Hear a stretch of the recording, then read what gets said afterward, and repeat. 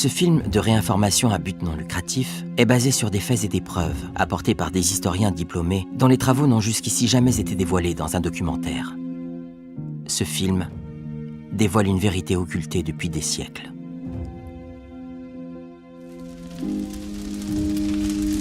Quand Jacques de Molay, grand maître de l'ordre, monta sur le bûcher en mars 1314, il ne cessa de proclamer l'innocence des Templiers. Et lorsqu'il commença à brûler vif, il cria cette phrase légendaire. « Pape Clément, roi Philippe, avant un an, je vous cite à comparaître au tribunal du vrai Dieu pour y recevoir votre juste châtiment. » Le chef de l'Église et le roi de Francie venaient d'éliminer les Templiers en utilisant l'Inquisition. Mais les inquisiteurs ne se contentèrent pas de brûler les chevaliers du Temple. Ils brûlèrent également tous les textes liés à leurs victimes, leur histoire et tous les documents, y compris ceux relatifs au chantier des cathédrales. L'universitaire Denis Caillot reconnaît que, de la période gérée par les Templiers, il ne nous reste aucun document. Thierry Wirth, docteur de la Sorbonne. Après les flammes du bûcher, les inquisiteurs usèrent de leurs plumes pour écrire une histoire à leur avantage. Ces textes frauduleux étaient parfois écrits un siècle après les faits. Et malgré cela, l'histoire du monde reprend pieusement ces textes écrits en faveur de l'Église. Aujourd'hui encore, les historiens qui font autorité continuent de les prendre comme référence. Mais dans ce film indépendant, nous aurons une toute autre approche.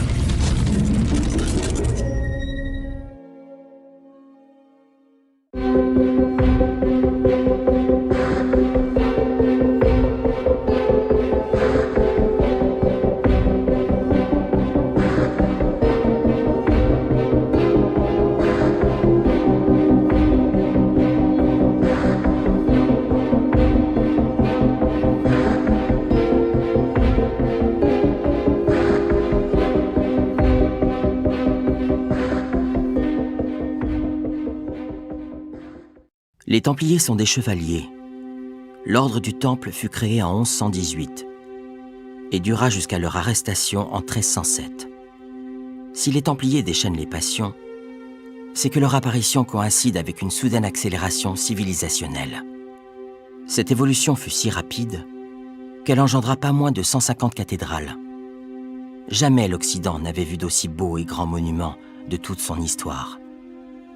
Les progrès fulgurants de l'architecture et l'énorme quantité d'édifices construits témoignent qu'une grande civilisation a surgi en un éclair.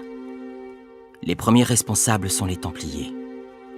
Mais on ne sait toujours pas comment ils ont pu réaliser ces exploits. Les Templiers étaient fortunés.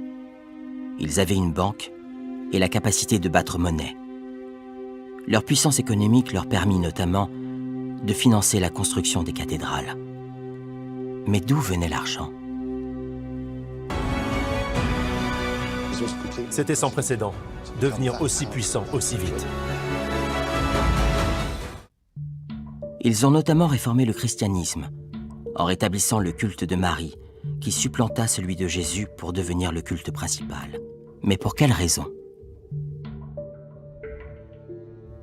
Ce qu'on oublie de dire, c'est qu'ils connaissaient déjà l'Amérique avant sa découverte par Christophe Colomb, et qu'ils s'y sont rendus secrètement. Les Templiers étaient en avance sur leur temps. Ils en ont fait profiter toute la civilisation occidentale. Ils subiront pourtant une fin tragique. Arrêtés, torturés et brûlés vifs au nom de l'Inquisition. Cette fin choquante est toujours difficile à expliquer aujourd'hui. Tous ces mystères autour des Templiers suscitent des questions cruciales. Pourquoi les avoir éliminés aussi brutalement ? Comment ont-ils produit cette accélération civilisationnelle ? D'où venait l'argent pour les chantiers de cathédrales ? D'où venaient les hautes connaissances scientifiques qui apparurent subitement, sans aucune période de transition ? Pourquoi la Vierge est-elle devenue plus importante que Jésus ? Et enfin, pourquoi a-t-on cherché à dissimuler leur voyage en Amérique ?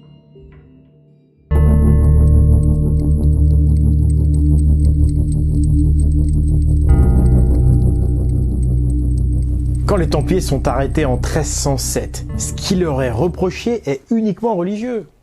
On les accuse de renier la croix, de pratiquer l'homosexualité et d'adorer un démon. Bref, on leur reproche simplement de ne pas être de bons chrétiens. C'est tout.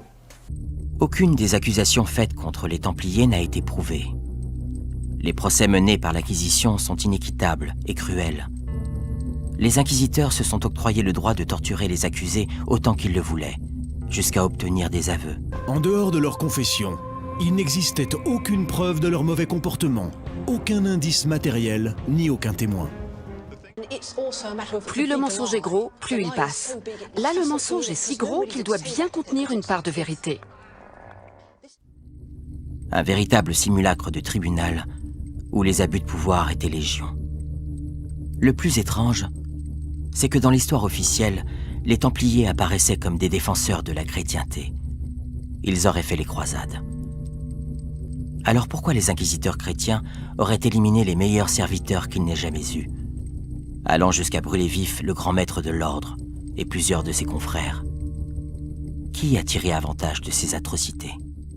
L'une des théories, c'est que Philippe le Bel aurait été endetté et qu'il aurait abusé les Templiers pour saisir leurs trésors et leurs biens.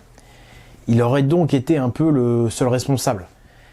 Mais cela ne tient pas, car le pape aurait facilement pu empêcher cet abus. L'ordre du Temple était puissant. Pour l'éliminer, il fallait la volonté conjointe du roi et du pape. Donc si les Templiers avaient été soutenus par l'Église, ils n'auraient pas été éliminés.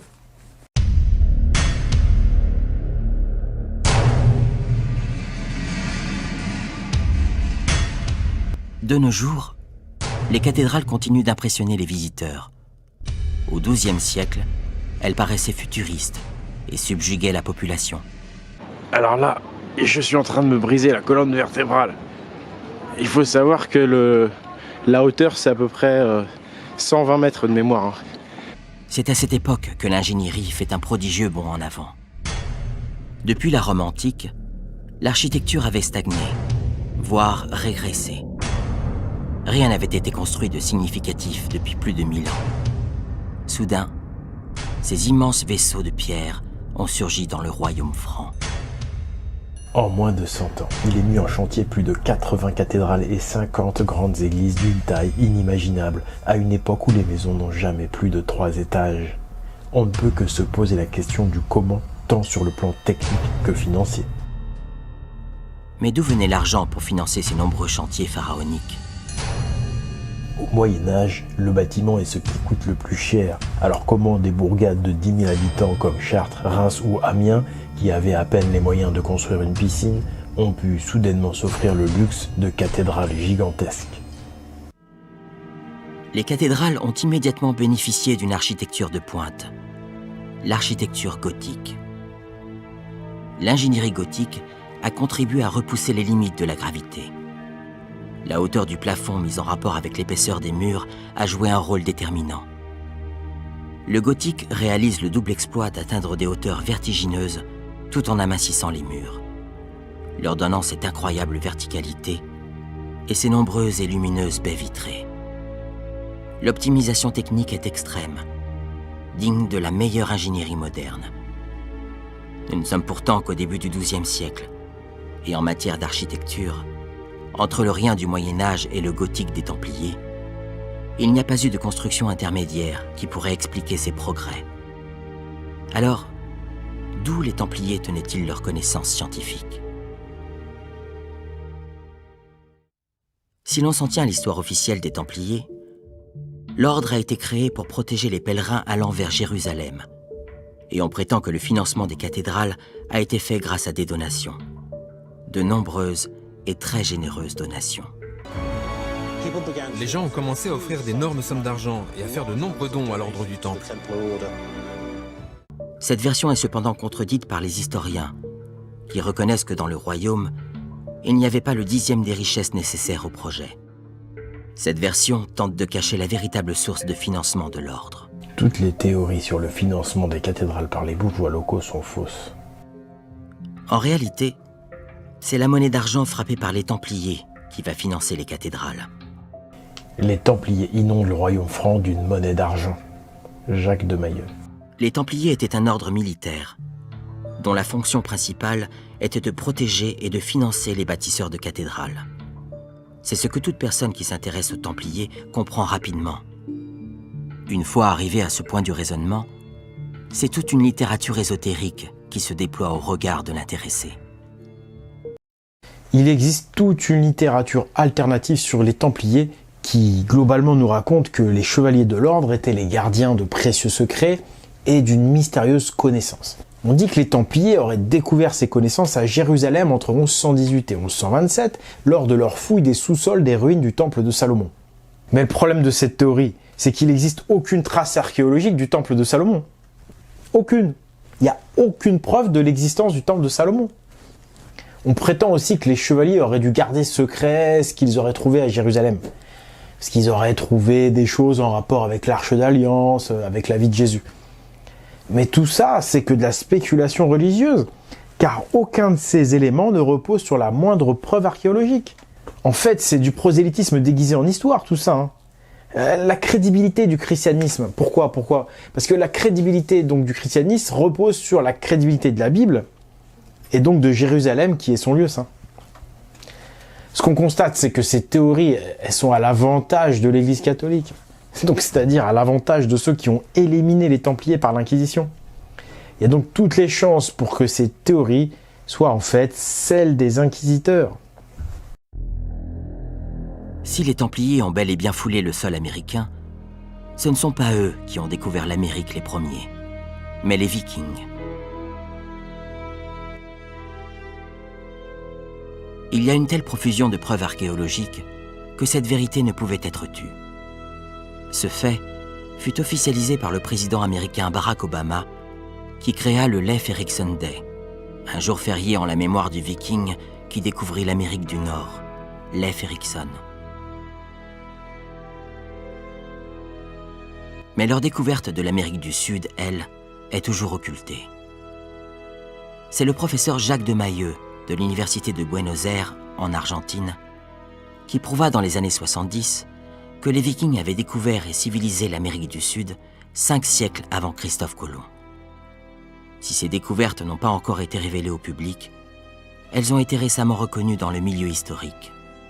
Les travaux de Jacques de Mayeux ont été admis par les historiens. Jacques de Mayeux a prouvé que les Vikings ont fondé la civilisation de Tiwanaku, la civilisation dont sont issus les Incas. Les Vikings s'étaient bâtis tout un empire en Amérique du Sud, et le plus édifiant, c'est qu'ils exploitaient des mines d'or et d'argent au Pérou et au Brésil. Les fameuses cités d'or ont été créées par les Vikings. Enfant du soleil, tu parcours la terre. Et voici un échantillon de preuves archéologiques. Tout d'abord, les tapisseries d'Överrockdal. Elles furent découvertes à Överrockdal en Suède. Ce sont des fresques vikings tissées vers la fin du XIe siècle. Ce symbole viking ici, eh bien c'est également un symbole maya. On retrouve en effet ces svastikas d'un style particulier dans la culture maya. On peut également discerner un autre élément américain sur ces fresques européennes, des lamas. Cet animal atypique au long cou est clairement différencié du cheval, animal au large cou, ici présent sur la fresque.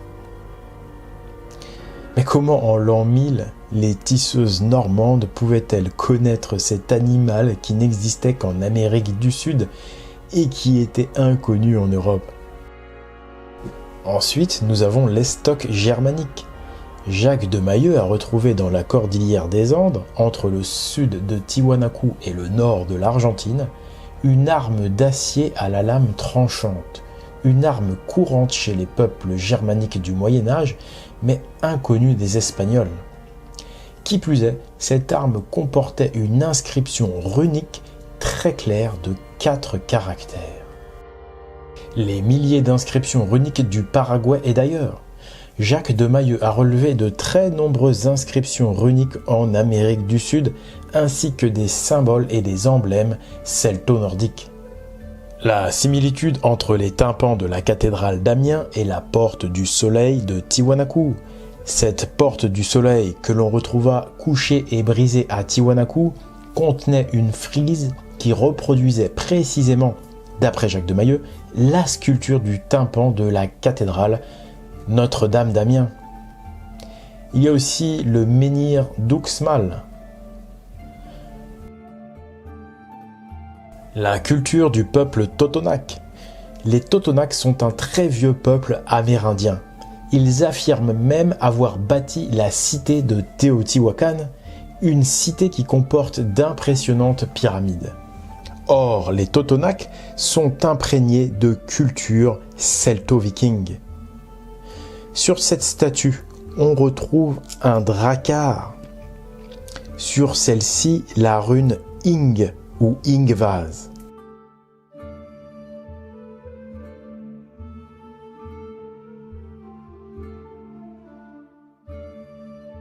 On retrouve ici une roue solaire ou croix celtique. Ici, sur le site d'El-Tajin, on retrouve encore la rune Ing, mais aussi la rune Gar.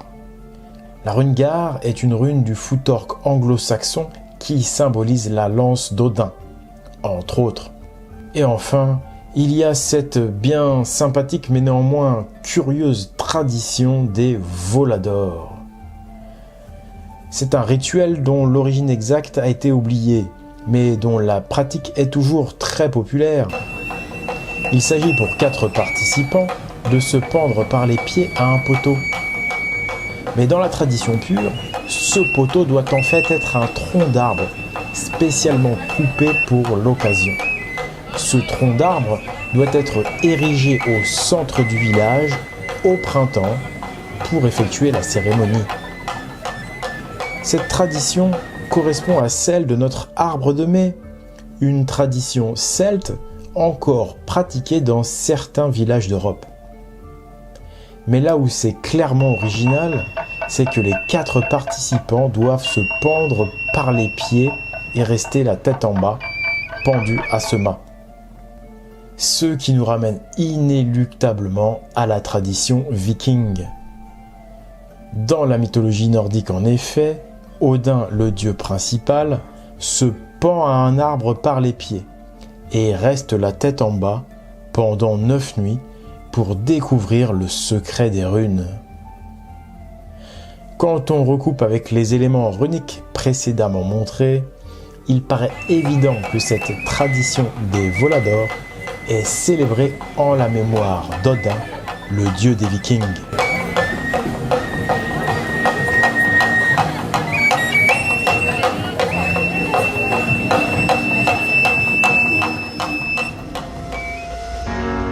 Les traditions mayas et incas ont toujours dit qu'elles furent civilisées par les dieux blancs, nommés Quetzalcoatl et Viracocha. C'est le serpent à plumes nommé Kukulkan chez les Mayas, Quetzalcoatl chez les Nahual. Les traditions locales racontent que Quetzalcoatl, le serpent à plumes, est arrivé sur un bateau serpent. Le serpent à plumes ne serait-il pas une allégorie faite pour nous révéler de façon symbolique l'identité de ces mystérieux civilisateurs?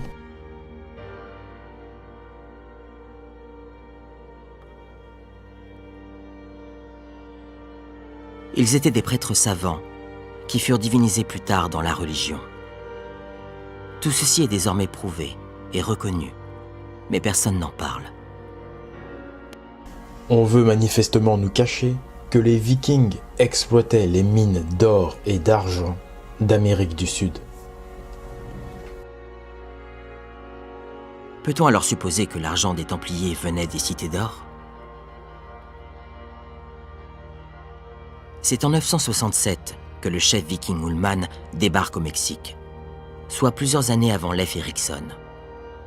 Ullman effectua un voyage de reconnaissance de l'Amérique du Sud qui dura 20 ans. Le Viking revint en Europe en 987 et raconta son expérience à ses compatriotes. J'ai bien retrouvé le continent et j'ai aussi retrouvé les mines d'or et d'argent. C'est ici que l'on retrouve la partie la plus occultée de l'histoire de l'Occident, celle de la religion d'Odin et des druides. Les royaumes vikings, comme la Normandie, étaient totalement indépendants de Rome et du monde chrétien. Ils avaient recueilli les écoles druidiques, qui végétaient dans la clandestinité. Ces écoles de druides avaient fusionné avec les écoles nordiques dans la religion d'Odin, qui était similaire à la religion celtique. Ils étaient les héritiers des connaissances de l'Atlantide, de la tradition primordiale dont ils étaient les gardiens. Les invasions vikings, qui démarrèrent en 793, étaient en réalité une croisade druido-odinienne. C'était la réaction de la tradition de l'Atlantide contre l'empire esclavagiste chrétien. Les druides réfugiés dans la clandestinité en Francie avaient appelé les Vikings. Cette thèse a été développée et prouvée par Maurice Guignard, historien décoré de l'Ordre du Mérite de Berlin, faisant prendre ainsi un tout autre sens à l'histoire. C'est la discordance politico-religieuse entre le monde celto-nordique des Vikings et le monde chrétien des Romano-Carolingiens, qui a été à l'origine des guerres de Charlemagne, puis de la riposte viking. Il faut bien comprendre qu'à l'époque, la religion définissait le système politique, l'organisation sociale et les mœurs. Quand le christianisme est apparu en Occident, il relégua les paysans à la condition de serfs. On les expropriait de leurs terres et ils étaient considérés comme un bien appartenant à leur seigneur. Deux choses non admises par les Vikings. Le second point, c'est que le christianisme relégua la femme à une condition de simple servante, alors qu'elle avait autant de droits que l'homme avant avec le druido-odinisme. Donc évidemment, ça les Vikings ne l'ont pas admis non plus. La religion celto-nordique tient les femmes en haute estime. Les créatrices du monde sont les 3 déesses vierges, les Nornes, les tisseuses. Elles sont symbolisées par le triskel.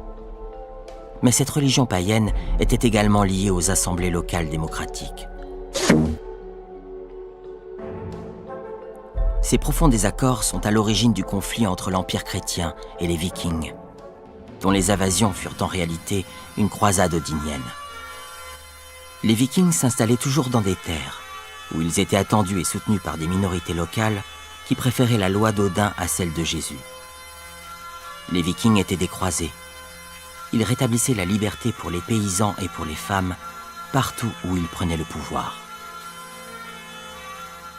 En l'an 911, les Vikings occupèrent définitivement leur territoire principal, la Normandie, à laquelle ils donnèrent leur nom. Normandie signifie pays des hommes du Nord. En l'an 987, au retour d'Ullman, les Normands prirent connaissance des mines de métaux précieux d'Amérique. Ils organisèrent l'exploitation de ces filons. Il faudra environ une 30aine d'années pour mettre en place l'exploitation des mines du Pérou et du Brésil. Puis, l'argent commença à couler à flot.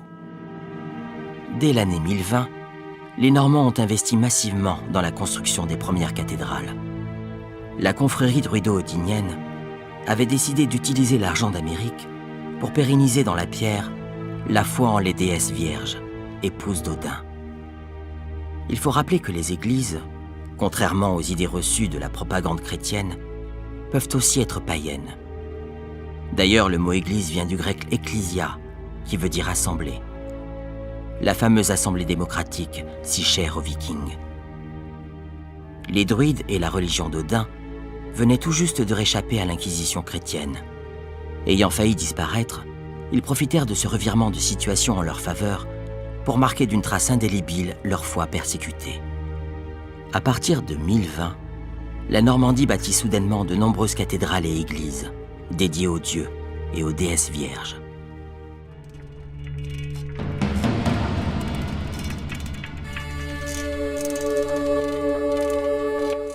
Les Templiers fréquentaient les côtes de l'Amérique du Sud pour s'y ravitailler en lingots d'argent auprès des Vikings.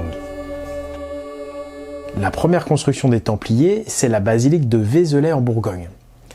Or, elle comporte un Indien et un Viking sculptés à l'un de ses tympans. Mais la preuve la plus radicale, c'est le sceau secret du temple. Ce sceau figure aux archives nationales.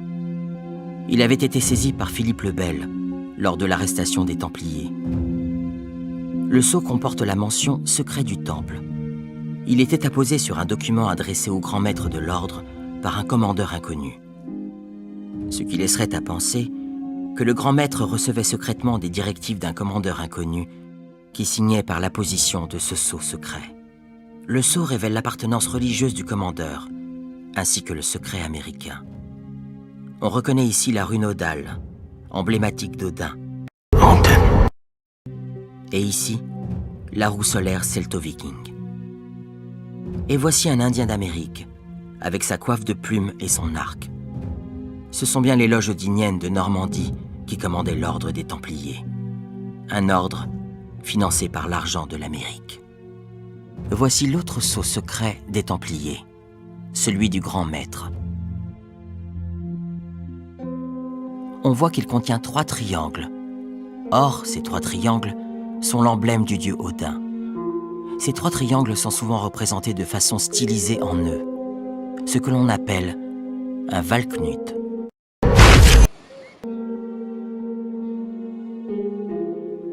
L'argent des Templiers venait des Vikings. Ces mêmes Vikings étaient les commanditaires des cathédrales. Les plus belles cathédrales au monde seraient donc païennes? C'est en effet ce qu'affirment certains historiens.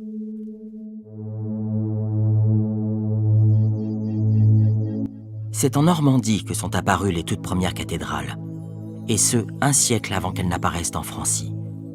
L'or et l'argent d'Amérique produira en Normandie une forte croissance économique. Des bâtisseurs viendront de toute l'Europe celto-viking pour soutenir de nombreux projets. La Normandie se trouvait à la pointe du progrès social et technique, pendant que la France croupissait dans le sous-développement féodal. Les architectes druido-odiniens perfectionneront les techniques d'architecture, grâce à leurs écoles et à l'expérience accumulée pendant ce siècle, jusqu'à créer les techniques gothiques.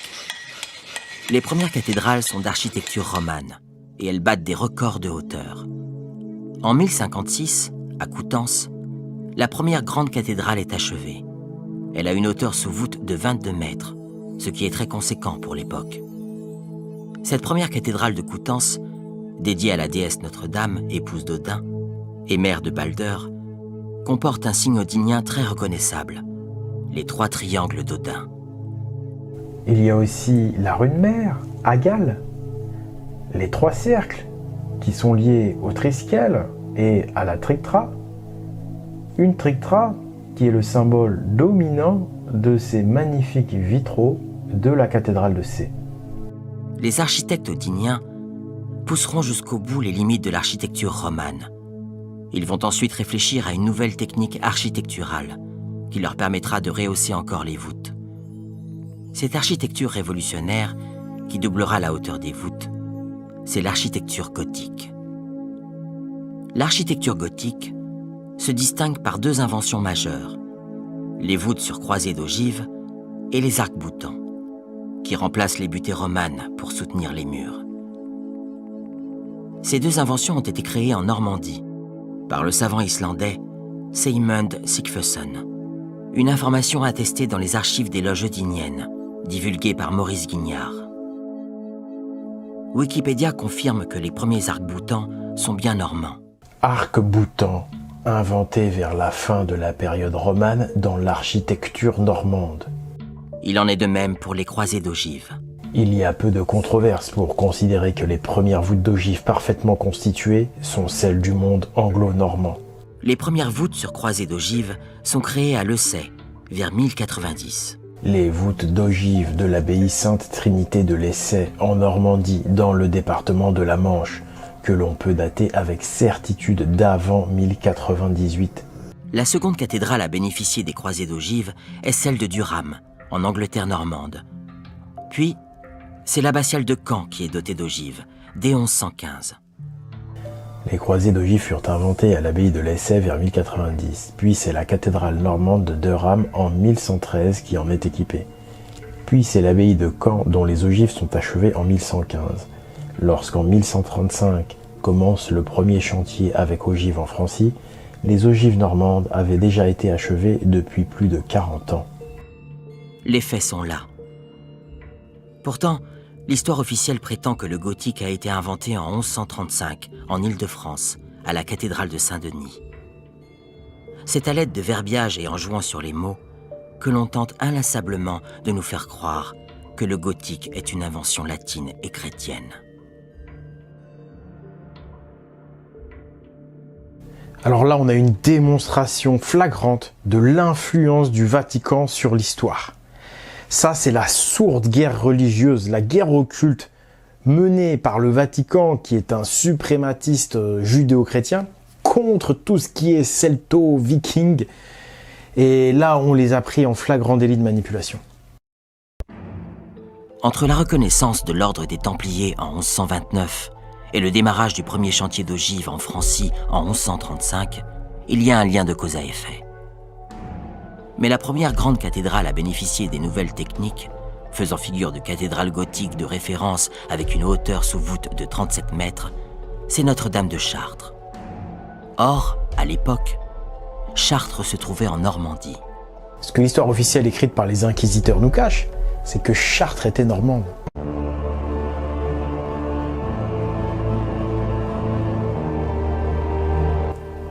Chartres était normande, elle a été prise par le viking Hasting en 848. Et cette possession viking fut même reconnue par le roi de France. Ça, la reconnaissance par le roi, c'est même sur Wikipédia.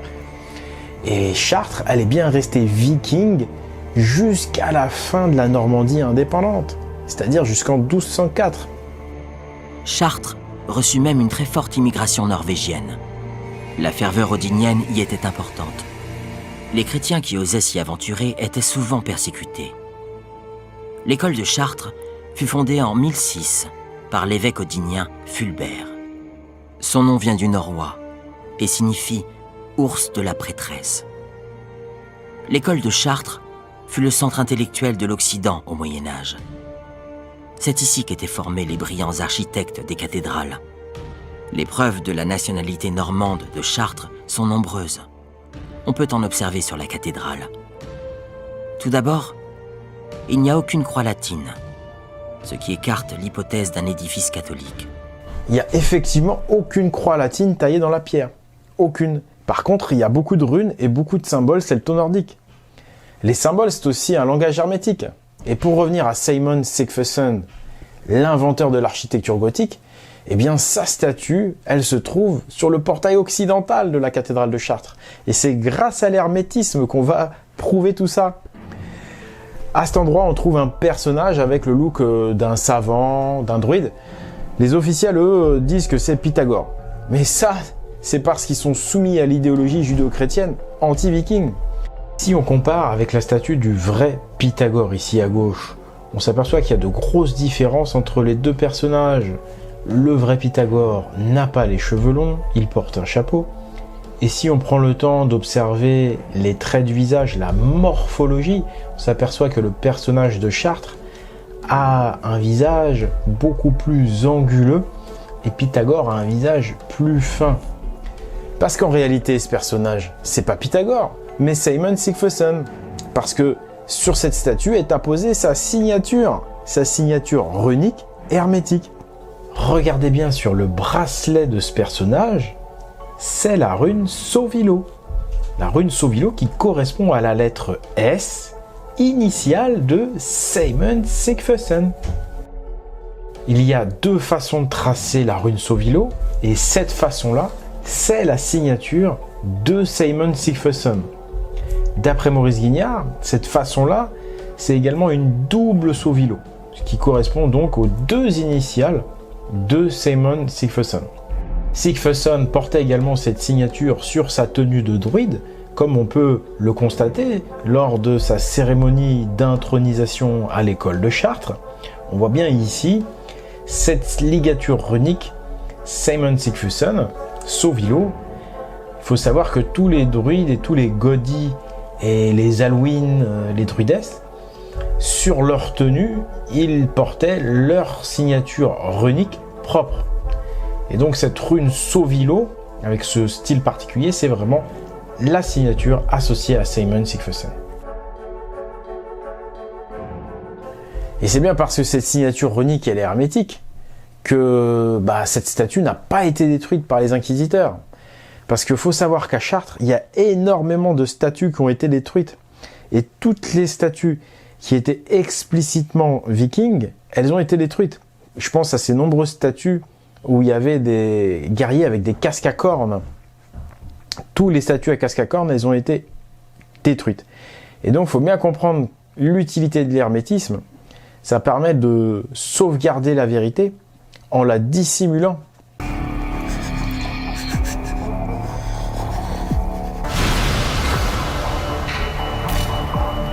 Voici un petit échantillon de preuve de l'identité odinienne de Notre-Dame de Chartres. La rune Odal du dieu Odin est discrètement présente en plein cœur de la cathédrale.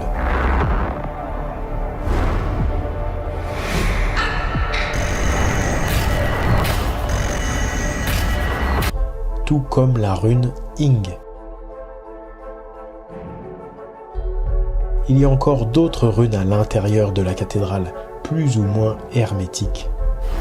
Les deux corbeaux d'Odin, Hugin et Munin, se situent eux à l'entrée occidentale. Ils présentent d'ailleurs une queue serpentiforme lobée en forme d'Odal, comme pour attester qu'ils sont bel et bien les corbeaux d'Odin. Il y a le triskel qui symbolise les trois vierges tisseuses, les trois Nornes. Il symbolise également Frigg, patronne des tisseuses, et déesse mère, épouse d'Odin.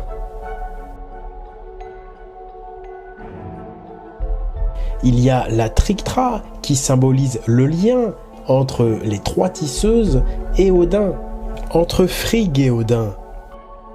Ensuite, nous avons le zodiaque du portail nord de la cathédrale. Le zodiaque est considéré comme païen dans la religion judéo-chrétienne et n'a donc pas lieu d'être dans une église chrétienne. En outre, le portail nord est le plus beau des trois portails. C'est dû à l'importance du pôle nord de l'Hyperborée dans la religion druido-odinienne. On peut en outre y voir un personnage cornu, autrement dit païen. Pour ceux qui ont regardé mon premier film, Le Message des Pyramides, c'est très bien, ils vont comprendre pourquoi les cathédrales, c'est comme les pyramides. Elles symbolisent le cheval à 8 pattes d'Odin, Sleipnir. Ce cheval, il a la capacité de traverser le temps. Or, la cathédrale, elle traverse le temps. C'est un média de pierre. C'est un moyen de transport pour le message des ancêtres, pour le message des dieux. Et vous allez voir que c'est exactement ce que nous raconte le langage symbolique, codé, de l'horloge de la cathédrale de Chartres. Il y a les runes de l'horloge. Et Vase, la rune du cheval, ici sur une horloge qui symbolise le temps, figure Sleipnir, le cheval d'Odin, qui a la capacité de voyager dans le temps, tout comme la cathédrale elle-même, vieille de 900 ans. La rune Ing symbolise la semence. Faite d'ADN, la semence est un message codé, un message taillé dans la pierre et encapsulé dans la rune Stan, rune de la pierre, en lien avec le cheval. On semble vouloir nous dire ici que la cathédrale Notre-Dame est le cheval d'Odin. Maurice Guignard descend de la noblesse de Chartres. Donc c'est par la tradition de sa famille qu'il a été mis au courant du passé odinien de la ville. Et durant sa vie, il a prouvé tout ça archéologiquement. Il a eu accès à des cryptes souterraines dans différentes cathédrales dans lesquelles se trouvaient des sarcophages. C'était les sarcophages des grands druides, des grandes Alwyn et des grands architectes des cathédrales. Il a aussi réuni des archives, de vieilles archives, certaines notariales, et d'autres c'était des archives issues directement de l'ancienne confrérie druido-odinienne. Voici la tenue d'un grand godille odinien. Elle fut relevée pendant l'étude des sarcophages des grands prêtres odiniens, soigneusement gardés dans les souterrains de Chartres. Voici une Alwyn guérisseuse. Dans la religion d'Odin, les prêtresses étaient vierges. Elles avaient autorité sur les prêtres. Mais les hommes, eux, avaient le droit de se marier et de fonder une famille. Les Alwyn ou druidesses étaient guérisseuses, magnétiseuses et herboristes. Ces vierges vivaient en communauté, en retrait de la société. Leur hygiène de vie et leur connaissance leur donnaient des pouvoirs de guérison stupéfiants. Mais elles étaient haïes par le clergé romano-chrétien, dont elles étaient les concurrentes. Dans la religion celto-nordique, les Alwyn sont symbolisées par les déesses. Des déesses qui sont très souvent vierges, comme les 3 Nornes qui tissent le destin. À Notre-Dame de Chartres, il y a bien 3 vierges, une au sommet de chaque portail. Chaque Norne est englobée d'un triangle.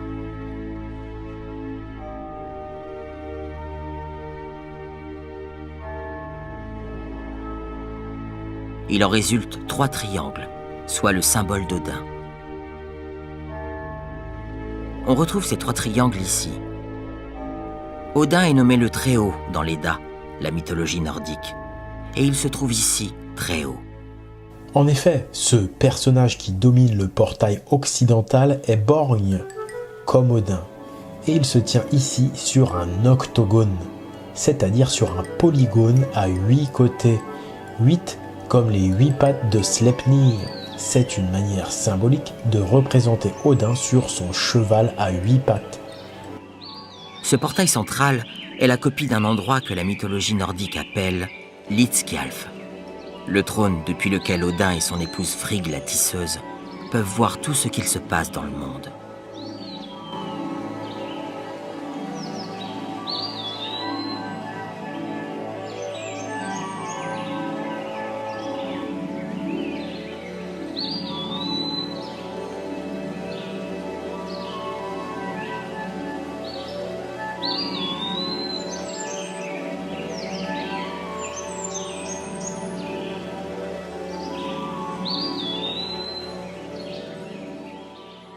Dans le cœur de la cathédrale, on trouve aussi les représentations mythologiques qui ont survécu aux destructions des inquisiteurs chrétiens. 95% de l'intérieur de la cathédrale était peint et retranscrivait des scènes de l'Edda. Mais tout a été détruit par l'Église romaine.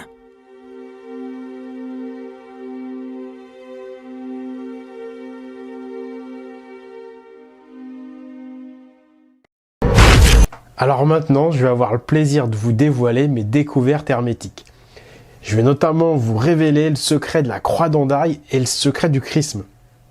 Ces mystérieux artefacts, ils vont nous permettre de confirmer nos révélations, mais on va aller beaucoup plus loin. On va même démontrer la véritable origine des confréries de bâtisseurs. Et tout ça grâce à l'hermétisme. La science d'Hermès, ou plutôt d'Hermode, le messager des dieux. Hermode qui est le seul avec Odin à pouvoir chevaucher Sleipnir, le cheval à 8 pattes. Chevaucher Sleipnir, c'est comprendre l'hermétisme. Alors venez avec moi, on va chevaucher Sleipnir. Odin!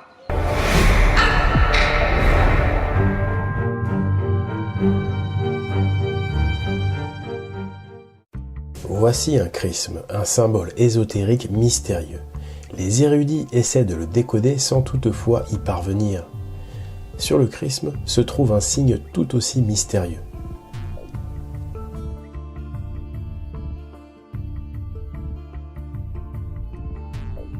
Ce signe, on le retrouve également gravé sur les anciennes cathédrales.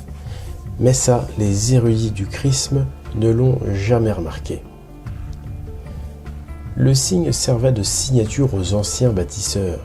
C'est ce que l'on appelle une marque de tâcheron. Cette marque permettait d'identifier les bâtisseurs. Voici un échantillon de marque de tâcheron. On y remarque des runes, mais c'est surtout ce signe qui revient le plus souvent, car il était probablement la signature de la principale confrérie de bâtisseurs du Moyen-Âge. On le retrouve également au Pays Basque, sur cette mystérieuse croix d'Hendaye qui agite la franc-maçonnerie depuis si longtemps, sans qu'il n'ait jamais pu trouver la solution.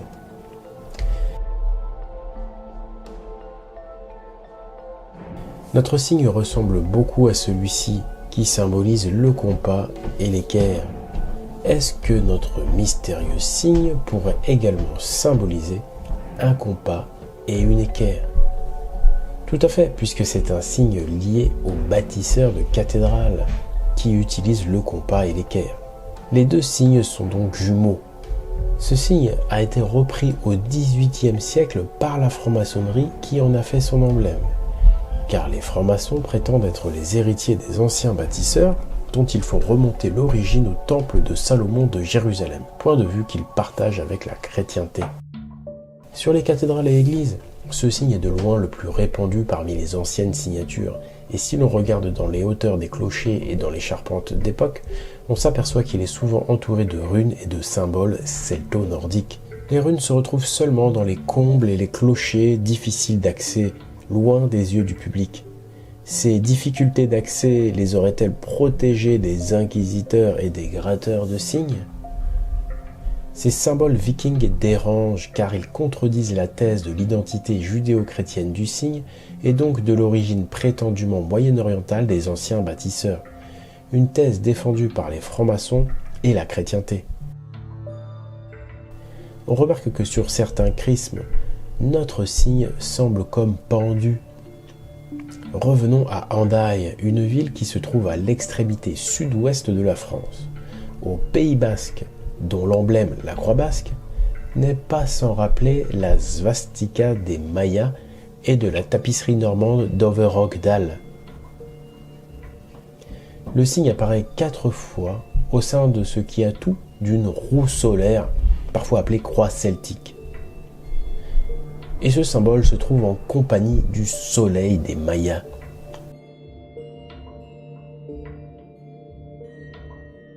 Le lien avec les Mayas, je le décèle à travers la symbolique du socle qui reprend complètement la symbolique maya.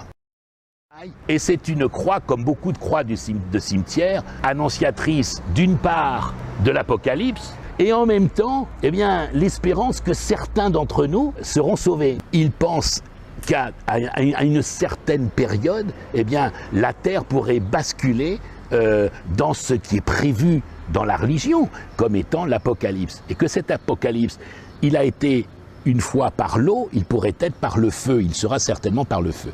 Alors, quand c'est pas le temple de Salomon, les francs-maçons et les alchimistes, ils rattachent tout à l'Apocalypse. L'Apocalypse de Jean, pourtant je rappelle que c'est un texte chrétien. Alors pourquoi les francs-maçons, qui sont censés être francs-maçons, ils sont pas censés être chrétiens justement, pourquoi les francs-maçons ils ramènent tout au mysticisme de l'Apocalypse, à la fin du monde? Moi j'y vois une très forte influence judéo-chrétienne dans la franc-maçonnerie. Parce que si c'était logique les francs-maçons, étant donné qu'ils ont repéré la symbolique maya, pourquoi est-ce qu'ils vont pas chercher les réponses en Amérique? Par exemple en faisant de l'archéologie, ou en étudiant les textes des traditions mayas. Pourquoi ils font pas ça? Non, plutôt que de bosser, ils préfèrent chercher des réponses dans le livre saint des chrétiens. Et que des années vénitiennes nous donnent des dates probables de l'Apocalypse. Laissons donc notre ami christianophile à ses spéculations sur la fin du monde et partons plutôt du côté du continent des Mayas.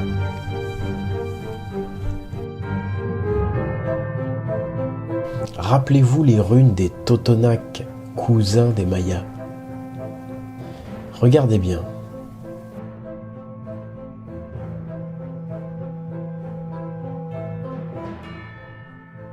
La rune Gar, c'est en fait 4 fois ce signe. La roue solaire d'Hendaye contient également 4 fois le signe. Or 4, c'est aussi le nombre de voladors pendus au mât. Les voladors sont pendus comme Odin. Or, sur le chrisme, le signe est également suspendu à un fil.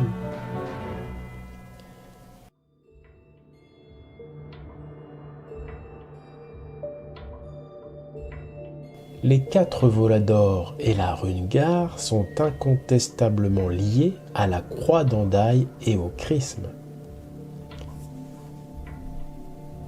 Autre lien symbolique très fort, un arbre de mai, au sommet duquel trône la roue solaire présente à Hendaye. Hendaye, sur une carte, se trouve à l'extrême sud-ouest de la France, comme pour nous indiquer l'Amérique du Sud. Mais ce n'est pas tout. Hendaye se trouve tout près d'un lieu atypique, un sommet nommé la Rune. Sur ce sommet, les touristes vont par tradition empiler quelques pierres pour faire une petite construction de fortune. Cette tradition fait référence aux bâtisseurs, et comme le sommet en question s'appelle la Rune, tout devient clair. Le secret de la croix d'Hendaye, c'est que ce mystérieux signe lié aux bâtisseurs, c'est une rune. Et cette rune témoigne à la fois de l'identité des bâtisseurs et de la présence d'une civilisation viking en Amérique. Nous venons de confirmer les liens entre l'Amérique, les cathédrales gothiques et la religion viking grâce à cette rune secrète des bâtisseurs. Elle fut gardée secrète afin d'être préservée de l'inquisition judéo-chrétienne. Ce signe, ici suspendu à une branche tel Odin pendu à l'arbre, c'est la rune du dieu des pendus, Odin. C'est la rune secrète d'Odin, l'odale ésotérique des bâtisseurs. Mais savez-vous seulement pourquoi Odin est pendu à l'arbre ? Parce que c'est le dieu des pendus, oui, mais pourquoi est-ce le dieu des pendus ? Eh bien, l'outil de référence des anciens bâtisseurs, c'était la potence des étalons de poids et de mesure. Sur cette potence, l'architecte pendait les étalons qui étaient ainsi mis à disposition des artisans du chantier. D'un côté, on pendait les étalons de mesure, symbolisés ici par le compas et l'équerre, même si les étalons de mesure étaient le plus souvent définis grâce à une corde à nœuds, dont la fameuse corde à 13 nœuds qui permet de tracer des triangles 3, 4, 5. Bref. Et de l'autre côté, on mettait les étalons de poids, symbolisés ici par une balance. Le secret du chrisme, c'est que c'est une potence et un symbole odinien. La rune odale ésotérique est suspendue sur le chrisme. Un chrisme dont l'origine est mérovingienne. Nous avons montré dans une vidéo comment l'archéologie contredisait l'histoire officielle et montrait que les mérovingiens n'étaient pas chrétiens, mais odiniens. Sur l'épée, en fait, sur le pommeau, en fait, on a ici une inscription qu'on retrouve ici, évidemment, sur l'original, en écriture runique. Donc, cette écriture qu'on retrouve en Scandinavie aussi. Et en effet, le chrisme qui servit de blason aux mérovingiens est complètement odinien. L'ossature du symbole, tout d'abord, c'est la rune mère, la rune Agale, qui, dans ce contexte, symbolise l'arbre. Alors que la rune odale ésotérique symbolise à la fois Odin, suspendu à une branche, et le compas et l'équerre, donc les étalons de mesure. De l'autre côté de la potence est suspendue une balance qui symbolise les étalons de poids. Mais ce signe à droite ici fait aussi référence à Odin dans une grille de lecture gréco-latine. En effet, c'est à la fois un W latin initial de Wodan, un autre nom d'Odin, et c'est aussi un oméga grec initial de Odin. Les Mérovingiens gouvernaient en effet d'un côté des peuples celto-germains connaissant les runes, et de l'autre des gréco-latins qui les ignoraient. On peut maintenant comprendre le sens de l'allégorie d'Odin pendu à l'arbre. Odin, le dieu des pendus. Les pendus dont on parle sont en réalité les étalons de poids et de mesure qui sont pendus à la potence traditionnelle utilisée par les anciens bâtisseurs. Cette allégorie révèle également qu'Odin est le dieu des étalons de poids et de mesure, c'est-à-dire le dieu des architectes, le dieu des bâtisseurs. Mais il y avait encore un autre moyen de retrouver l'existence de cette rune secrète. Dans l'Edda, il est dit que le secret des runes se trouve sur les dents de Sleipnir et à sa sangle striée. Si Sleipnir symbolise la cathédrale, alors ces dents sont les combles. C'est bien là que l'on retrouve cette rune. Ici, sur la charpente de Notre-Dame de Paris, malheureusement partie en fumée en avril 2019. La représentation la plus connue de Sleipnir est celle de la pierre de Tiengvide en Suède. Dans l'Edda, la Valkyrie raconte au héros Sigurd que pour trouver le secret des runes, il faut les couper avec les dents de Sleipnir sur sa sangle striée.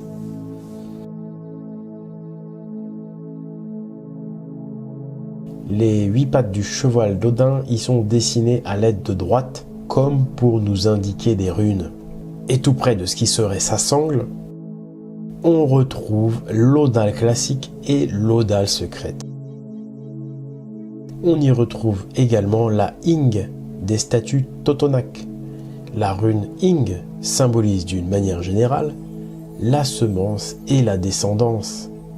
Les Totonac font en effet partie de la descendance des Vikings. Quant aux Incas, leur nom vient de la rune Ing. Car les Incas sont la descendance des Vikings. Mais ce qui nous intéresse ici, plus particulièrement, c'est qu'on retrouve sur Sleipnir la Ing des Totonac, une Ing qui dissimule 2 Odals secrètes, alors que la rune Gar et les Volador sont liés à la croix d'Andai. La rune Ing des Totonac est donc liée au Sleipnir de la pierre de Tiengvide, alors que la rune Gar et les Volador sont liés à la croix d'Andai. Alors jusque-là, on a surtout parlé d'étalons de mesure. Maintenant, on va parler des étalons qui se cabrent. On apprend en effet dans l'Edda que le cheval Sleipnir, c'est le fils de l'étalon du maître bâtisseur. Eh ouais, mais c'est un jeu de mots à double sens. Vous l'avez saisi ? Sleipnir, c'est le fils de l'étalon du maître bâtisseur. Ça veut dire que Sleipnir, c'est à la fois un cheval, car fils d'un étalon qui se cabre, mais Sleipnir, c'est aussi une cathédrale, car c'est le fils d'un étalon de bâtisseur. Je trouve ça génial. Mais Sleipnir est également lié à l'arbre potence, car l'arbre auquel Odin est suspendu se nomme Yggdrasil. Yggdrasil signifie destrier d'Odin. Et ce qui est très important, c'est que dans la ville de la première grande cathédrale gothique, Chartres, on n'oublie pas de saluer Odin et son destrier. Le blason de la ville étant une potence, la potence du dieu des pendus. Que de liens nous avons fait. C'est pour ça qu'Odin se nomme également Heptagode, le dieu lieur, le dieu qui fait des liens. Mais bon, on va s'arrêter là parce que sinon il n'y aurait pas de fin, tellement les liens laissés par les bâtisseurs odiniens sont nombreux. Mais on a quand même réussi à prouver ce que nous voulions, en reliant la tradition mésoaméricaine, la tradition basque, la tradition nordique et la tradition mérovingienne. On a montré que la racine commune de toutes ces traditions, c'est la religion d'Odin. Et on a même confirmé par l'hermétisme ce que nous avions déjà démontré par les faits, à savoir que l'origine et l'identité des bâtisseurs de cathédrales est celto-viking et non pas judéo-chrétienne. Et pour enfoncer le clou, les cathédrales Notre-Dame, elles sont quand même dédiées à une femme, une déesse.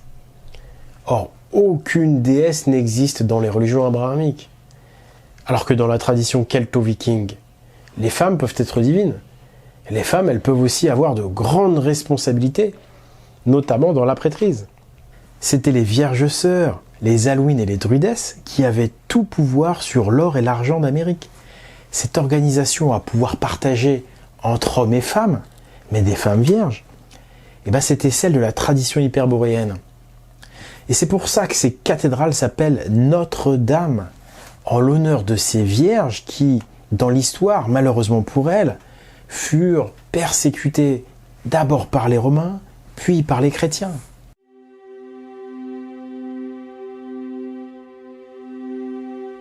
En l'an 1100, la richesse économique et les cathédrales normandes ne passent pas inaperçues. Elles vont attiser la convoitise du royaume franc, dont la foi chrétienne est mise à mal par la beauté des cathédrales odiniennes. Les royaumes chrétiens sont beaucoup plus peuplés et représentent une menace pour la Normandie. Pour calmer les ardeurs belliqueuses du voisin chrétien, les loges druido-odiniennes ont une idée. Créer un ordre de chevalerie qui pourrait jouer le rôle d'intermédiaire entre les deux mondes. C'est l'ordre des Templiers.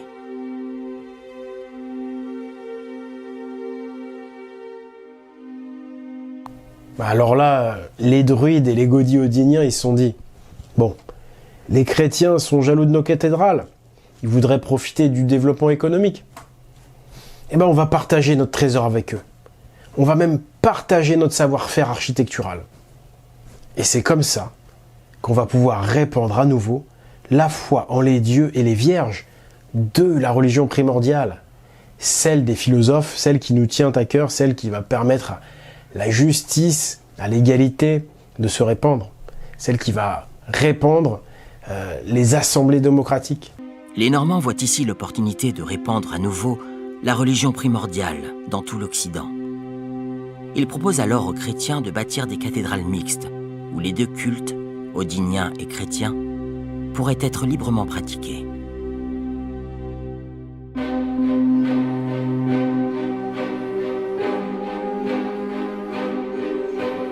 La royauté française accepte l'accord. L'Église de Rome s'en mord les doigts. Mais ils sont finalement obligés d'accepter de reconnaître l'ordre des Templiers. La Normandie et la Francie y trouvent chacun des avantages. Les Templiers sous contrôle normand garderont le secret du trésor sud-américain et seront chargés d'encadrer et de financer les cathédrales en Francie. Le royaume des Francs, quant à lui, bénéficiera de l'embellie économique due à l'injection de la monnaie d'argent à travers les chantiers de cathédrales. Mais ni la royauté franque, ni les chrétiens ne connaîtront le secret de l'Amérique. Les Templiers, en tant qu'émanation fidèle des loges druido-odiniennes, le garderont précieusement, ce qui leur vaudra le bûcher. Ce compromis original entre le géant chrétien et la Normandie des dieux et déesses aboutira à la construction de temples odiniens, avec la collaboration du géant chrétien, comme le raconte l'Edda de façon allégorique. Les pèlerins chrétiens et odiniens vont affluer de toute l'Europe pour voir ces cathédrales. C'est l'ascension économique et civilisationnelle du royaume franc qui est la clé de cet accord. Un accord qui permit aux Templiers d'avoir les faveurs de la royauté, au détriment de la puissance de l'Église romaine, dont beaucoup de dogmes religieux furent envoyés valser par les rois francs. On se souvient en effet que pendant la période templière, Saint Louis possédait une bague odinienne et rendait la justice sous un chêne, une coutume celto-viking. Les Templiers officient comme payeurs, mais aussi comme protecteurs des bâtisseurs de cathédrales. Car aux yeux des intégristes chrétiens, très agacés de voir ériger des temples païens,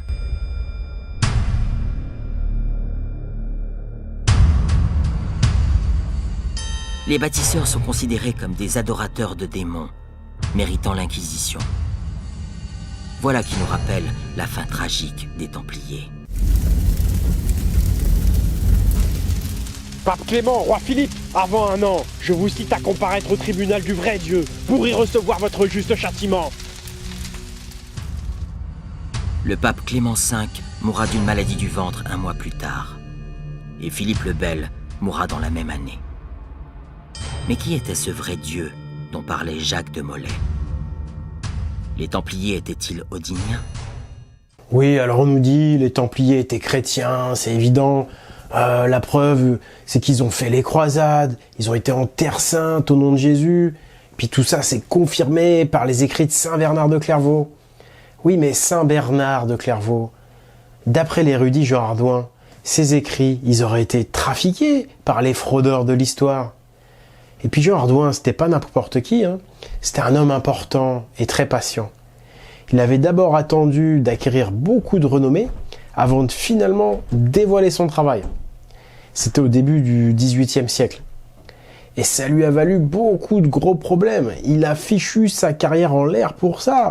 Donc si il a fait ça au détriment de sa carrière, c'est qu'il l'a fait par idéalisme. C'est qu'il l'a fait pour la vérité, pour la justice. Pour tenter de savoir si les Templiers étaient odiniens, nous allons étudier les symboles et les textes qui dissimulent des informations codées, hermétiques. L'hermétisme est une manière de coder l'information, de la dissimuler, le plus souvent pour sauvegarder la vérité face à l'Inquisition. Étudions maintenant l'histoire de la création du Temple, qui d'après beaucoup d'experts, n'est qu'un mythe hermétique. Le mythe est un moyen mensonger de dissimuler la vérité. Le premier grand maître de l'ordre était Hugues de Payen. Hugues de Payen est un simple jeu de mots que comprennent les locuteurs de français et de norrois qui connaissent l'Edda. Hugues de Payen signifie Odin le païen, car dans l'Edda, Odin est aussi appelé Hugues. Hugues est donc un autre nom d'Odin, car le Y norrois se prononce U. Hugues, cela ne s'écrit pas de la même façon, mais sa prononciation est identique. Hugues de Payen créa l'ordre avec 9 chevaliers, qui partirent pendant 9 ans à Jérusalem de 1118 à 1127. 18 et 27 sont 2 multiples de 9. Les Templiers ont créé 9 provinces. Leur règlement comporte 9 règles d'exclusion. Le chiffre 9, qui revient avec insistance, est le nombre d'Odin.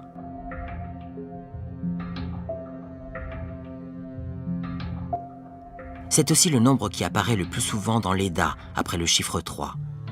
Le 3 est le nombre qui ressort fréquemment dans le règlement des Templiers.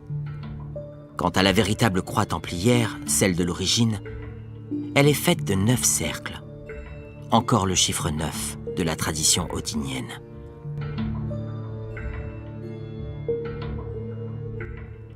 La religion judéo-chrétienne, quant à elle, est reliée au chiffre 7, comme toutes les religions abrahamiques. Intéressons-nous à présent au culte de Baphomet que les Templiers auraient pratiqué. La rumeur a fait d'eux des adorateurs d'une mystérieuse idole à la tête barbue, le Baphomet. Ce dieu à tête de bouc semble n'être qu'une déformation, un enlaidissement du culte de Thor et de Cernunnos. Ces deux dieux étaient en effet associés aux animaux cornus. Le bouc est l'animal de Thor, mais le fameux Baphomet des Templiers est aussi représenté d'une façon différente. On trouve diverses descriptions de cette tête. La plus courante évoque une tête d'homme avec une barbe et de longs cheveux. Certains témoignages le décrivent comme un homme barbu, aux cheveux longs, assez âgé, ce qui correspond à la description d'Odin. On les accuse de renier le Christ, de cracher et d'uriner sur la croix, ainsi que d'adorer le diable. Ce type de charge était assez répandu à l'époque. Le diable. C'est comme ça qu'à la fin du Moyen-Âge, les moines chrétiens ont décidé de nommer Odin. Ils ont arrêté de l'appeler par son vrai nom et l'ont systématiquement appelé le diable. Même si à l'époque, tout le monde savait qu'il s'agissait d'Odin. Mais ils avaient décrété que le nom de l'ennemi qu'ils combattaient ne devait plus être prononcé. Ainsi que d'adorer le diable. Ce type de charge était assez répandu à l'époque. C'était une stratégie pour faire oublier Odin. Et ça a marché, puisque dans les écrits anciens, quand un moine, par exemple, nous dit que l'abbaye du Mont-Saint-Michel a été bâtie et occupée par le diable, avant que Saint-Michel ne l'en expulse, personne ne comprend ce que ça veut dire. Ça veut juste dire qu'en réalité, cette abbaye du Mont-Saint-Michel était païenne, odinienne plus exactement. Et tout ça, ça continue aujourd'hui. Savez-vous qui est la fille du diable? Eh bien, c'est Notre-Dame. La fille du diable, c'est comme ça que les intégristes chrétiens appellent Notre-Dame de Paris. Cette abominable forteresse de Satan qu'ils appellent la cathédrale Notre-Dame. Je ne vois rien de chrétien, je ne vois rien de catholique.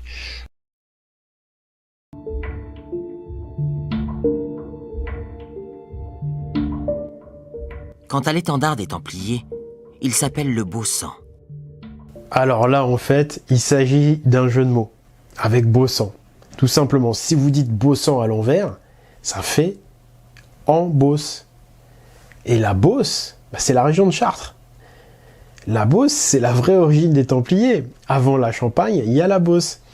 Et Beauce, ça vient d'où? Ça vient du norrois, Beoth. En norrois, ça veut dire plaine, la langue des Vikings.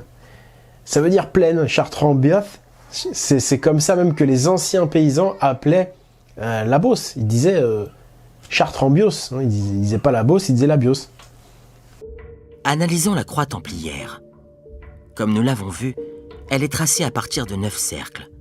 Mais elle est également très proche de la croix celtique, chère aux druides. Elle comporte 8 sommets. Or, le chiffre 8 est lié au temps et à l'hermétisme, notamment parce que l'hermétisme permet de traverser le temps. C'est pourquoi l'hermétisme, dans sa capacité à traverser le temps, est symbolisé par un cheval à 8 pattes. Rappelez-vous le message des pyramides. Attends, ça fait un cheval qui voyage sur 8 pattes? Sur le chiffre 8, donc sur le temps.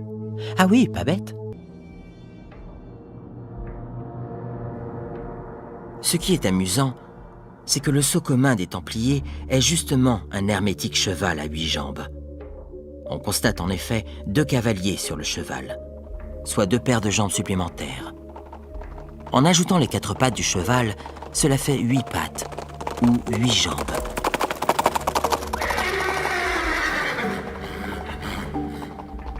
Or, le seul cheval à 8 pattes que l'on connaisse dans toutes les religions et mythologies du monde, c'est Sleipnir, le cheval d'Odin, chevauché par le dieu Hermode. Ce nom permet de faire le lien avec l'Hermès grec, et donc l'hermétisme.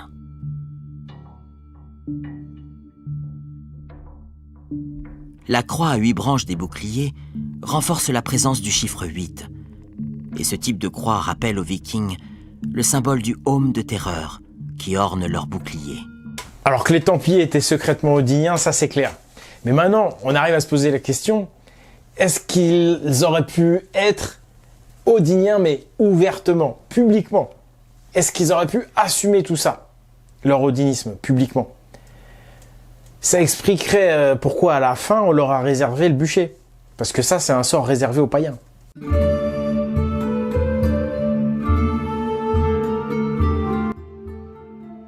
On dit que les Templiers ont réformé la religion chrétienne, en établissant le culte de Marie et de Marie-Madeleine.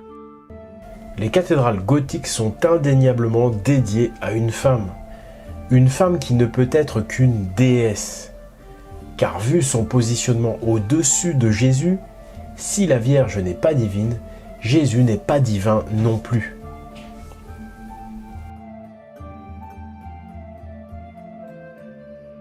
Ce qui est intriguant, c'est que les chrétiens n'ont jamais reconnu la divinité de Marie, qui est totalement exclue de leur Trinité. Il est dit que sous l'influence des Templiers, le culte de Marie aurait supplanté celui de Jésus. Le christianisme est pourtant, par définition, le culte exclusif de Jésus-Christ, ce qui est logique pour une religion monothéiste. N'y aurait-il pas là une volonté de dissimuler la tentative des Templiers de rétablir la religion odinienne en France? C'est les Templiers qui ont introduit la Vierge Marie dans le christianisme. Avant Notre-Dame, il n'y a pas de Vierge Marie. Pour moi, Marie, ça peut être qu'une greffe réalisée sur le christianisme. Car il y a trop d'incohérences entre elle, la Vierge Marie, et la religion chrétienne. Déjà, premièrement, elle n'est pas divine, Marie, alors que sur les cathédrales, elle est quand même au-dessus de Jésus. Deuxièmement, elle est exclue de la Trinité. Trinité qui, pour moi, d'ailleurs, a également été ajoutée pour l'occasion. Tout simplement parce que la mettre dans la Trinité, ça aurait été reconnaître sa divinité. Enfin, entre autres raisons. Et puis, troisièmement, Marie, c'est la mère de Jésus. Mais elle n'a pas de mari. Elle est pas mariée. Et, normalement, elle aurait dû être mariée avec Dieu le Père. Non, on te dit que c'est le Saint-Esprit qui a fait le bébé. Ce qui vaut d'ailleurs beaucoup de plaisanteries là-dessus. Tout ça pourquoi? Tout simplement parce que ça aurait été reconnaître sa divinité à Marie si on l'avait mariée avec Dieu le Père. Bref, Marie, c'est une greffe, c'est une greffe de la déesse Phrygia.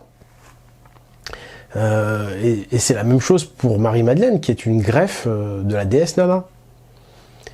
Et on devine que toutes ces greffes sur le christianisme, elles ont été faites pour s'approprier les cathédrales Notre-Dame après coup, pour pouvoir dire au monde entier que les plus belles églises au monde sont chrétiennes.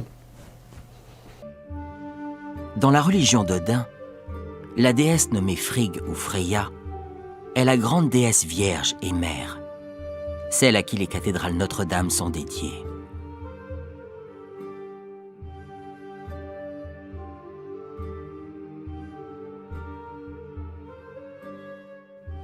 Notre-Dame est la grande déesse, dont l'époux est Odin et le fils Balder.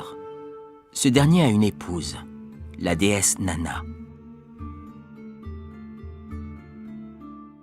Frigg correspond donc à la Vierge Marie chrétienne, Balder à Jésus et Nanna à Marie-Madeleine, l'épouse de Jésus non reconnue par l'Église.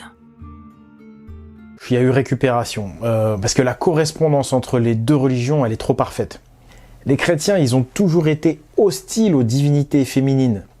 La Vierge Marie et Marie-Madeleine, elles ont probablement été ajoutées postérieurement à la période templière. Pour moi, elles ont dû être créées pour supplanter la religion odinienne et s'approprier les cathédrales.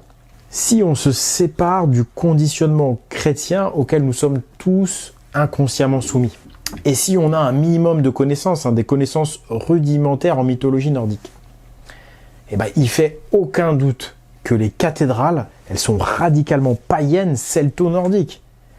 Le Jésus chrétien, il a qu'une place secondaire.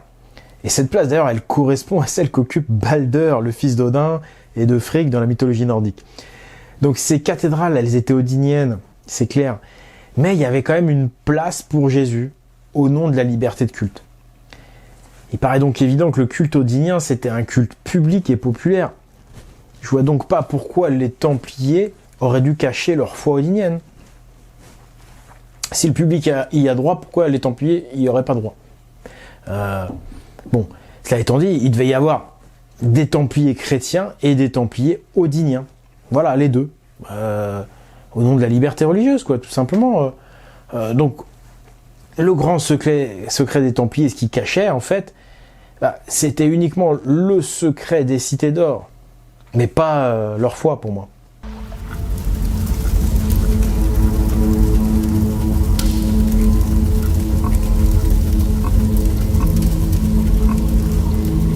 Après 2 siècles où tout semblait fonctionner, ce fut la chute. L'Église de Rome était en perte de vitesse durant la période templière. Elle était la rivale naturelle des Templiers odiniens. Mais elle ne pouvait rien tant que le roi protégeait le temple. Un jour, le roi Philippe le Bel changea de camp, et en 1307, les Templiers furent arrêtés. Pourquoi? Pour la même raison qui leur valut leur création, l'argent.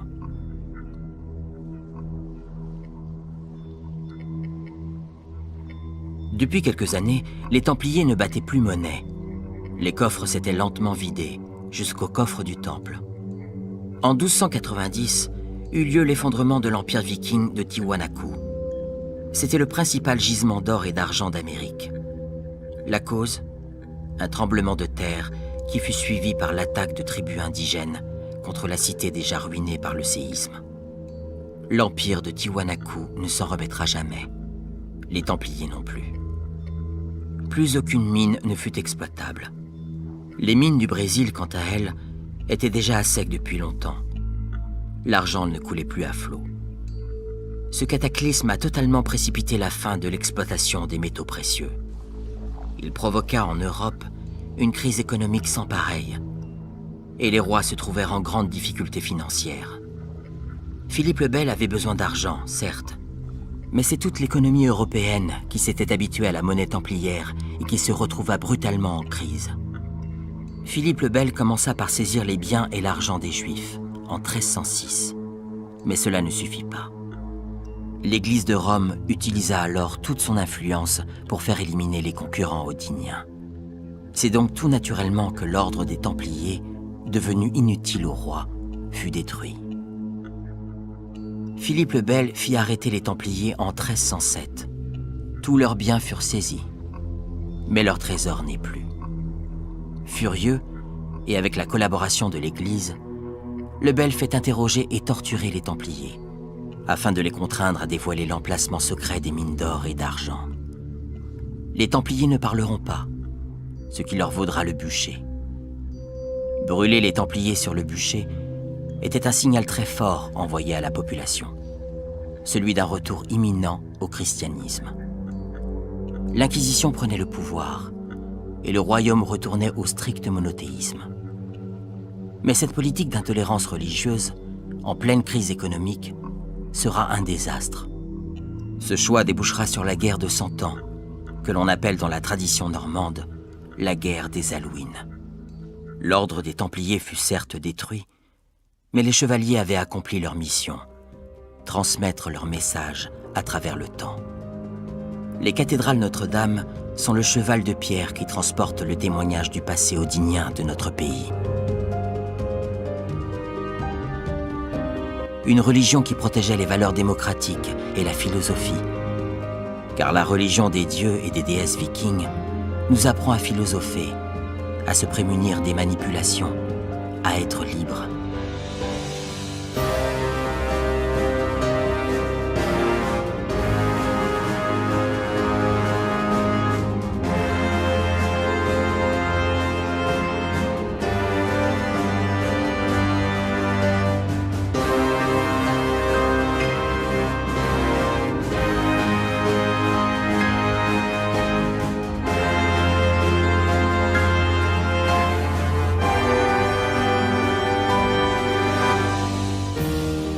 Elle est la seule à promouvoir la véritable démocratie, et c'est pourquoi elle fut combattue par le pouvoir occulte.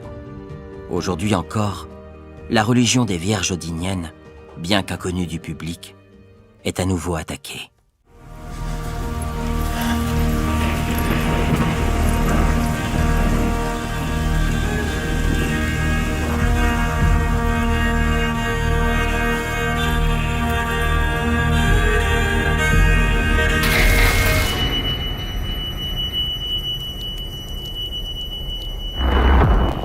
Cette abominable forteresse de Satan qu'ils appellent la cathédrale Notre-Dame. Pour cette cathédrale qui n'inspire rien d'autre que la laideur, je ne vois rien de chrétien, je ne vois rien de catholique.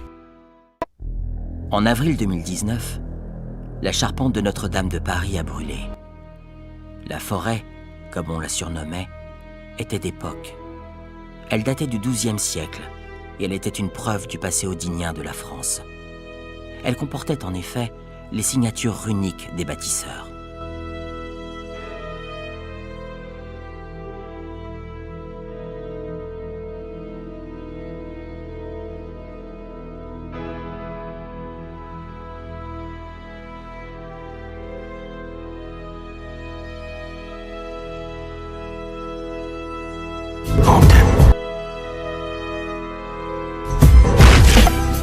C'est pour éliminer les preuves qu'elle a été détruite.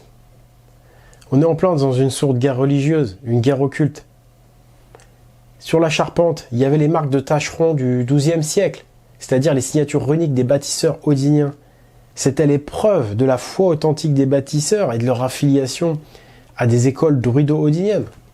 L'incendie a détruit des preuves, mais heureusement, les preuves comme ça, il y en a d'autres, dont certaines ne sont pas effaçables. Oui, pas effaçables. Car dans leur infinie sagesse, les anciens bâtisseurs, depuis l'Atlantide jusqu'aux cathédrales, eh ben, ils ont écrit un message invisible et indestructible. Grâce à une idée de génie qu'ils ont eue il y a 5000 ans, peut-être même avant d'ailleurs. Mais cette idée, c'était d'écrire sur la Terre comme on écrit sur une carte. Donc, en fait, ils ont fait comme si c'était des dieux qui écrivaient depuis le ciel sur la terre. Et cette écriture sacrée, c'est la preuve à la fois de leur foi druido-odinienne, mais aussi de leur niveau scientifique. Parce que pour le faire, il fallait avoir un gros niveau scientifique. On l'appelle le message des dieux, car il ne peut être vu que depuis le ciel. Et aujourd'hui, grâce à Google Earth, nous pouvons le lire, et c'est impressionnant. Les pyramides de Gizeh, qui symbolisent les 3 triangles d'Odin, sont reliées aux 3 mornes de Newgrange, qui représente les 3 cercles, le triskel des 3 vierges, grâce à une distance significative d'1/10 de la circonférence terrestre. On a donc un Valknut relié à un triskel, Dieu relié à la déesse. Les Templiers devaient connaître cette liaison sacrée. Et ce lien sacré n'est autre qu'une trictra. Regardez.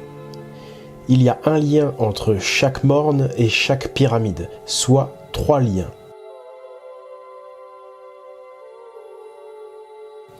Or, chaque lien est un arc de cercle, puisque la Terre est ronde. Ces 3 liens sont donc une trictra. Les Templiers devaient connaître cette liaison sacrée entre les pyramides et Newgrange. Et tout prêt à croire qu'ils n'ont bâti les cathédrales que pour mettre en valeur ce lien. Et ce pour 2 raisons. La première est que les toutes premières grandes cathédrales bâties en Francie par les Templiers se trouvent incroyablement proches du lien sacré. Il faut savoir que sur les 15 premières cathédrales de Francie, 9 se trouvent le long du lien sacré. On ne savait pas comment expliquer que des minuscules bourgades comme Arras, Cambrai, Saint-Quentin, Noyon, Laon, c'était des villages à l'époque. Et des villages en plus qui se trouvent tous assez près les uns des autres. Alors comment des villages ont pu avoir d'aussi grandes cathédrales? Pourquoi on leur a construit des cathédrales comme ça, alors que des villes beaucoup plus grandes dans le pays vont devoir attendre des siècles pour avoir la leur? Ça paraît évident qu'il y avait une volonté délibérée de construire à cet endroit-là. Il y avait une volonté de marquer cet endroit-là. La seconde raison qui laisse à penser que la liaison invisible Gizeh-Newgrange était ciblée par les Templiers est le symbole principal qui orne les cathédrales, la trictra.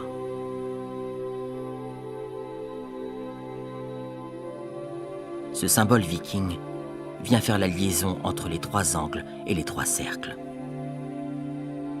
Et comme nous l'avons vu, la trictra symbolise le lien sacré entre les 3 pyramides de Giza et les 3 mornes de Newgrange. Donc si la trictra est le symbole le plus présent dans les cathédrales, c'est pour nous signifier que ces dernières symbolisent ce lien sacré. D'autant que les 2 autres symboles les plus présents, ce sont les 3 cercles qui symbolisent Newgrange et le triskel, et les 3 triangles qui symbolisent Giza et le Valknut. Les cathédrales s'inscrivent donc dans le message sacré des dieux. Mieux, elles le consolident. Un message de 5000 ans nous contemple. Quoi de plus magnifique?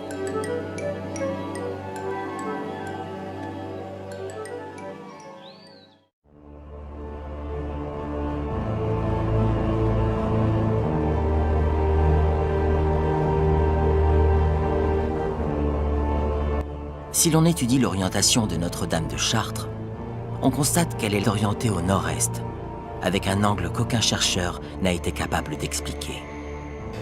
Cette orientation n'a pas été choisie au hasard, c'est pour nous transmettre un message. Pour découvrir le secret de l'orientation de Notre-Dame de Chartres, il faut lire le message des dieux. Pour cela, il suffit d'utiliser Google Earth et de prolonger la direction pointée par la cathédrale.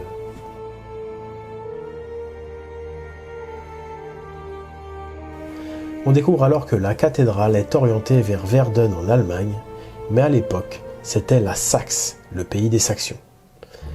Un haut lieu odinien que l'Empire chrétien était venu conquérir et convertir par l'épée. En l'an 772, les chrétiens avaient coupé l'arbre sacré Irminsul, un arbre gigantesque âgé de plusieurs millénaires. Puis lors de cette guerre sanglante, l'Empire avait exterminé la population odinienne. Ce génocide est illustré par le massacre de Verden où les soldats de l'Empire chrétien exécutèrent froidement toute une tribu odinienne. C'était en l'an 782. L'empereur chrétien Charlemagne, dont le vrai nom est Carolus Magnus, fit couper la tête de 4500 hommes en une seule nuit, et tout cela simplement parce qu'ils refusaient de se convertir à la religion chrétienne. Les femmes et les enfants épargnés furent déportés en esclavage. Les Saxons vaincus n'ont qu'un choix, le baptême ou le massacre. Sur leur nuque roide, l'eau du ciel ou le fil de l'épée. Nous resterons fidèles à la foi de nos pères. Déçus, les moines se regroupent autour de leur évêque. Ils n'auront personne à baptiser aujourd'hui. Ils entonnent un cantique. Mais les païens ne sont pas de cette race qui accepte de plier le genou et de courber la tête pour recevoir l'eau divine du Seigneur devenu homme. Ils s'obstinent à adorer les dieux des sources et des arbres. Et ils saluent ce cavalier borgne qui chevauche les soirs d'orage sur un cheval à 8 pattes galopant dans les nuages et les éclairs. J'ai nommé Odin. Les Saxons s'avancent. Les moines forcent encore leur chant. Un geste du chef franc lance les bourreaux à la besogne.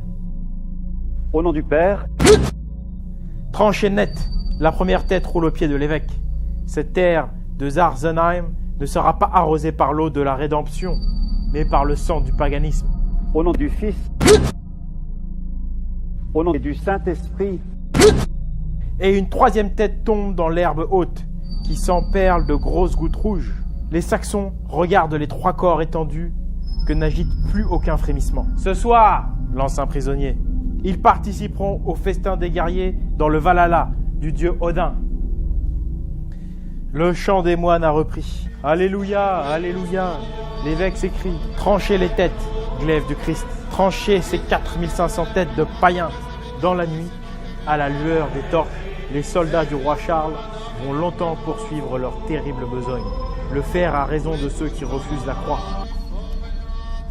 À l'aube, la forêt gorgée de sang est redevenue silencieuse. Les soldats et les moines peuvent reprendre leur marche. Verdun brûle. Cette extermination méthodique à la chaîne de toute une tribu fut réalisée dans la clairière de Zarzenheim à Verdun. 18 ans plus tard, en l'an 800, Carolus Magnus, l'exterminateur de païens, était proclamé nouvel empereur romain par le pape de Rome. Ces événements funestes déclenchèrent la colère des Vikings. Le génocide de Verdun est en effet l'une des causes principales des invasions vikings.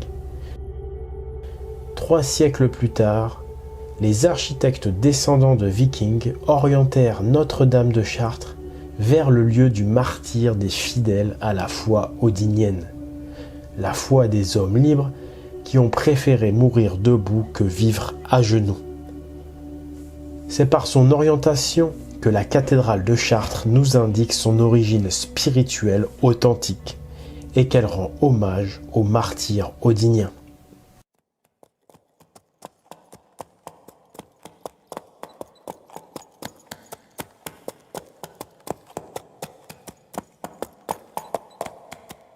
Les Templiers étaient les chevaliers d'Odin.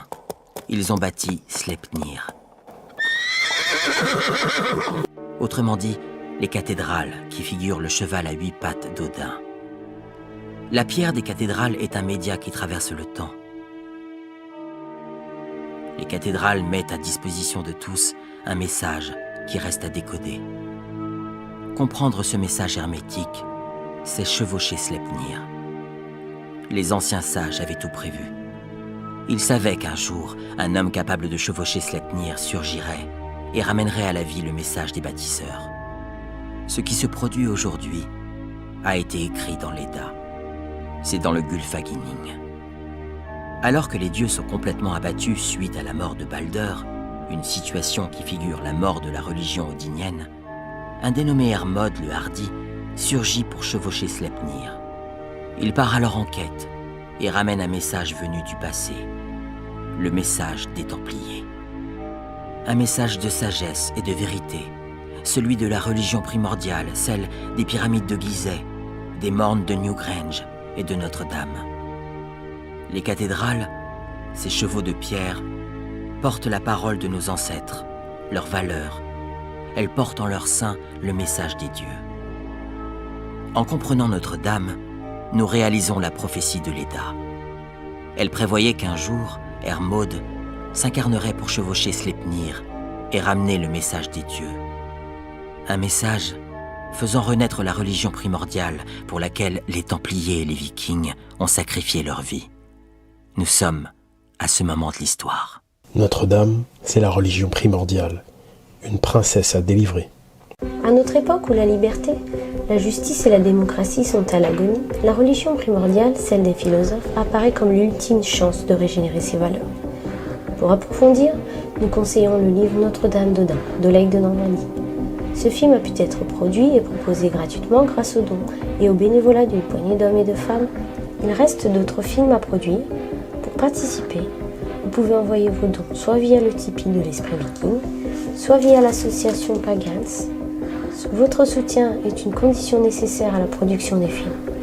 Merci à vous et merci à ceux qui diffusent et partagent le film autour d'eux.